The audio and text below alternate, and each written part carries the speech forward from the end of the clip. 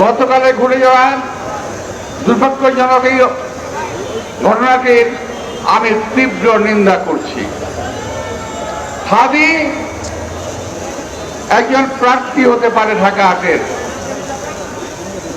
সে আমার সন্তান সমতুল্য। আমার সন্তানের বয়স, বড় সন্তানের বয়স এখন ৩৯ বছর বয়স, হাদির বোধহয় ৩৫ও হয় নাই। স্নেহতুল্য, স্নেহভাজন এই ছেলের উপরে আঘাত করাতে আমি মানসিকভাবেও অত্যন্ত বেশি ক্ষতিগ্রস্ত হয়েছি গতকাল। প্রিয় ভাইরা, আমাকে সবচেয়ে প্রথম ফোন করেছে রিজভী আহমদ, আপনি এখন কোথায়? আমি বললাম যে ভাই আমি যাচ্ছি। মানে হ্যাঁ, আপনাকে যাওয়ার জন্য ফোন করেছিলাম। অর্থাৎ ওই মুহূর্তে রিজভীর ভিতরে একটা ঝড় তুলেছে, সে বিশেষ কাজে ছিল, বোধহয় যেতে পারে নাই, আমাকে বললো আপনি একটু যান। তখন আমি মোটামুটি অলমোস্ট চলেই গেছি ওখানে। আমি সবচেয়ে প্রথমেই হাদির উপরে এই আঘাতের তীব্র নিন্দা প্রতিবাদ জানিয়ে বলতে চাই, এই আঘাত হাদির উপরে নয়, এই আঘাত বাংলাদেশের মানুষের গণতান্ত্রিক অধিকারের উপরে, এই আঘাত বাংলাদেশের সার্বভৌমত্বের উপরে, এই আঘাত বাংলাদেশের স্বাধীনতার উপরে। প্রিয় ভাইয়েরা, এটাকে আমাদের প্রতিরোধ করতে হবে। এই অপশক্তির কারো হাত ভেঙে দিতে হবে, এদেরকে দাঁত ভাঙার জবাব দিতে হবে। আমি একটি কথা শুধু বলি, যেটা রিজভী আহমদ সাহেব বলেছেন, হাদি গায়ে গুলি লেগেছে 2:15। ঠিক 2:30টার সময় ফেসবুকে পোস্ট আসলো, সবাই গিয়ে যেখানে আছে ঐক্যবদ্ধ হও, কোন একটা বাসায় যেতে হবে, ঈদ খুলে নিয়ে আসতে হবে। ভাবতে পারছেন ব্যাপারটা কত পরিকল্পিত? এটাকে আরো সংহত করেছে। আমি যখন হসপিটালে যাই তখন তারা আক্রমণাত্মক স্লোগান দিচ্ছিল। আমি ভাই ঢাকার ছেলে, আমি ঢাকার রাজপথে মিছিল করে বড় হয়েছি, আমি ঢাকার রাজপথে আন্দোলন করে বড় হয়েছি। আমার বয়সটা একটু বেশি হয়ে গেছে, শান্ত থেকেছি, নীরব থেকেছি, কিন্তু ওই মুহূর্তে যদি আমার নির্দেশনা পেত তাহলে তোমাদেরকে তুলোধনা করতে আমাদের ছেলেরা, কিন্তু ওরা ছিল কয়েকজন। কিন্তু সবচেয়ে ইন্টারেস্টিং বিষয় হলো 150 থেকে 200 ছেলে, এরা কেউ হাদির সমর্থক নয়, এরা বিশেষ একটি রাজনৈতিক দলের অঙ্গ সংগঠনের কর্মী আছে।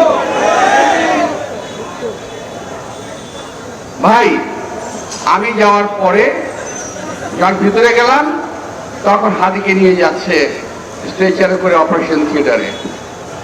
আমি অপেক্ষা করলাম, প্রায় 1 ঘন্টা বসে থাকলাম। এর মধ্যে কিছু বেয়াদব ছেড়ে পেলে অনেক বেয়াদবি করলো। যাই হোক, আমার সঙ্গে যারা আমার সিকিউরিটি ছিল, আমার লোকজন ছিল, তাদেরকে বললাম তোরা শান্ত থাকো, হসপিটালের ভিতরে যদি কোনো রকম ঝামেলা হয় সেটা চিকিৎসা ব্যাহত হবে, চিকিৎসা ব্যাহত করা যাবে না, ওকে বাঁচানোর ব্যবস্থা করতে হবে। আর যারা মব সৃষ্টি করেছিল তারা চেয়েছিল হাদি ওখানেই মারা যাক, আর আমরা চেয়েছি আল্লাহ তাকে বাঁচিয়ে তুলুন, ছেড়ে তুলুন, দীর্ঘায়ু দান করুন। প্রিয় ভাইরা, অনেক ষড়যন্ত্র দেখেছি, এদের ষড়যন্ত্র 71-এ দেখেছি, এদের ষড়যন্ত্রের কথা শুনেছি, 47 সালের কথা শুনেছি, 71, অতঃপর 86, 90, 91, সকল সময় এই দলটি একটি ষড়যন্ত্রের সঙ্গে জড়িত থাকে। ষড়যন্ত্রবিহীন এই দল কখনো চলতে পারে না। ভাই, একজন লোক গুলি খেয়েছে, যেই হোক, আমরা মুসলমান, আমরা কোন সময় কোন আহত কিংবা অসুস্থ ব্যক্তির মৃত্যু কামনা করতে পারি না, আমরা করতে চাই না, আমরা করি না। কিন্তু যারা নাকি মুসলমান লেবাসধারী তারা একটি ছেলের মৃত্যু কামনা করছে বারবার, ফেসবুকে স্ট্যাটাসে তারা দিয়েছে। ওখানে যে একটা ছেলে ছিল তারা কারা? পরবর্তীতে প্রায় 100 থেকে 150 মোটরসাইকেল নিয়ে ওখানে তারা একটা মততন্ত্রে কায়েম করার চেষ্টা করেছিল। যাই হোক, আমি ওখান থেকে চলে আসি। ওরা ভেবেছিল ওদের ধমক ঠামক দেখলে পরে বোধহয় আমরা লেজ গুটিয়ে পালিয়ে যাব। প্রিয় ভাইরা, আমাদের নেতা কর্মীরা অত্যন্ত ধৈর্যশীল এবং সাহসী ভূমিকা রেখেছিল। কালকে যারা ছিল তাদের সবাইকে আমি আন্তরিক ধন্যবাদ জানাব। আমি জীবনে অনেক নির্বাচন করেছি, অনেক অনেক, একটা দুটো না। আমার জীবন নির্বাচনে বহু প্রার্থী ছিল। আমি যখন ৭৭ সালে কমিশন নির্বাচন করি তখন ছিল 11 জন প্রার্থী। 91 সালে নির্বাচন করি জামাত ইসলামীর আব্বাস আলী খান, মুজাফর হোসেন পল্টু সহ আরো বহু প্রার্থী ছিল। আমরা একে অপরের সঙ্গে কোলাকুলি করে, একে অপরের বাসায় খাওয়া দাওয়া করে আমরা ভিন্নভাবে নিজের রাজনৈতিক প্রচারণা চালিয়েছি। হাদি যদি চাইতো তাকে আমি আমার সকল রকম সাহায্য সহজে হাত প্রসারিত করতাম, কিন্তু সেটা সে চায় নাই। যাই হোক, হাদির উপরে আক্রমণ, আমি আগে বলেছি এটা গণতন্ত্রের উপর আক্রমণ, এবং জীবনে কোনো রেকর্ড নাই যে আমরা প্রার্থীরা কখনো মারামারি করেছি। রেকর্ড আছে আওয়ামী লীগের, রেকর্ড আছে ওই একটা অপশক্তির যারা নাকি বরাবর একটা ফায়দা লওয়ার চেষ্টা করে, খোলা পানিতে মাছ শিকার করার চেষ্টা করে। প্রিয় ভাইরা, মিছিল পূর্বে সমাবেশে আমি বক্তব্য লম্বা করতে চাই না। আমি চাই আসল ঘটনা বেরিয়ে আসুক, আসল দুর্বৃত্তরা সাজা পাক, এই দেশে মানুষের সামনে বিশেষ একটা রাজনৈতিক দলের মুখোশ উন্মোচিত হোক, এটি আমি চাই। আমি হাদির দীর্ঘায়ু এবং সুস্থতা কামনা করে আবারও এখন যেমন তাকে আমরা নির্বাচনের মাঠে আমরা দেখতে চাই। ভোট, নির্বাচনে জয়লাভ পরাজয় আল্লাহ তাআলা নির্ধারণ করে রেখেছেন, এটা আমার নির্ধারিত বিষয় নয়। আমার কাজ করার কথা আমি করবো, ফল দেওয়ার মালিক আল্লাহ তাআলা। একইভাবে যেটা সকলে বিশ্বাস করে আমিও বিশ্বাস করি। তাই হাদিকে কখনো প্রতিদ্বন্দ্বী ভাবি না, আমি ভাবি আমার শ্রেষ্ঠ হাদি আমার প্রতিযোগী, প্রতিদ্বন্দ্বী নয়।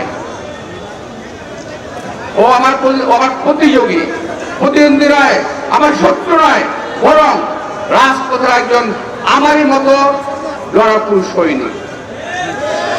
হাদির বয়সে আমরাও রাজপথে লড়াই করেছি, আমরা এখন রাজপথে লড়াই করি। আমার যে সহযোগী লড়াই করে তাদেরকে আমরা সাহায্য করি। আসুন, এই সময় মুক্তিযুদ্ধের সময় 71 সালে যে কঠিন সময় আমরা পার করেছি, আজকে 2025 সালেও তার চেয়ে বড় সাংঘাতিক সময়, বড় মারাত্মক সময় আমরা এখন পার করছি। আগে শত্রু ছিল একটি, এখন বহুমুখী শক্তির আক্রমণে জর্জরিত বাংলাদেশ। আসুন, বহু শক্তির আক্রমণ থেকে বাংলাদেশকে আমরা রক্ষা করার চেষ্টা করি, যেমনি আমরা 71 সালে করেছিলাম।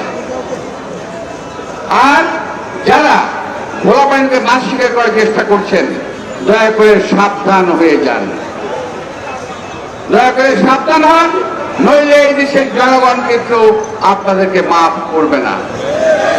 নির্বাচন করছেন, নির্বাচন করেন, যদি নির্বাচন জয়লাভ করেন ছেড়ে উঠে দেব, ফেরে গেলে আপনারা মেনে নেবেন, এটাই স্বাভাবিক। কিন্তু তার আগেই নির্বাচনকে বন্ধ করা। আর একটি কথা, কাউকে হাতের উপর আক্রমণ কিন্তু বিচ্ছিন্ন কোনো ঘটনা নয়। এর আগে চট্টগ্রাম রিকশাচালক আক্রমণ করেছিল, এখন হাতের উপর আক্রমণ। আমি বলতে চাই এটা একটি বৃহৎ চক্রান্তের ক্ষুদ্র একটি অংশ চক্রান্তের আরো ষড়যন্ত্র প্রকাশ পাবে ইনশাল্লাহ।